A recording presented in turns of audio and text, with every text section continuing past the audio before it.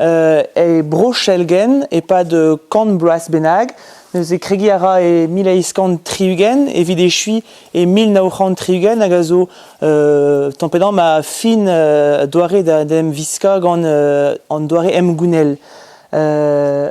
Brochelgen a zo c'hwer parez varnugen hag a zo stanket etre mountroulez a Landernè hag zu ez eus chadenou ar menezare, menechouare hag en nor seo un tammik diesor touch gant bro Castelpaol ne hebez eus Gikland, Gimio, Landivicho evel just mont a ra beteg Ploudern, Plouneventer, Gwineventer hag a zo un tammik etre meur a vod den em viska.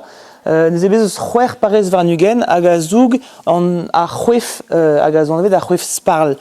Ar c'hwer parez varnugen ze a zo iet tampedam ar pet a zo an vet dirio le pays des enclos. Peogwir darn vrasa eus ar c'hloziliz hag a zo ervro a zo barz ar c'hwer parez varnugen ze neus nemet Plougastel, Pleben hag Saint-Jean-du-Doigt hag a zo un tammik Hermès eus hag a zo men ket hag bez eus ie nano al hag a zo bro ar julodet peogwir a brochelgen a zo darn vrasa bro ar julodet bez oa un tammik entual me e kostez ar golet leon me amañ eo dreistol bro ar bro braz eus ar julodet.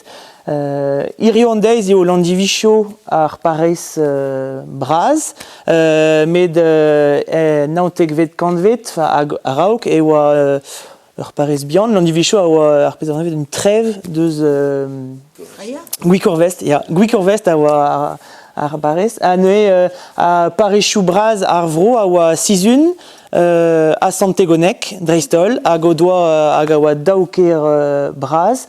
Hag goude meur a Gwikland a ie anavezet a walar a Gwineventer ie hag e barz ar parezioù-se ez eus julodet a zo doet da veza politikourien setu perak in bet anavezet un tammik muioc'h.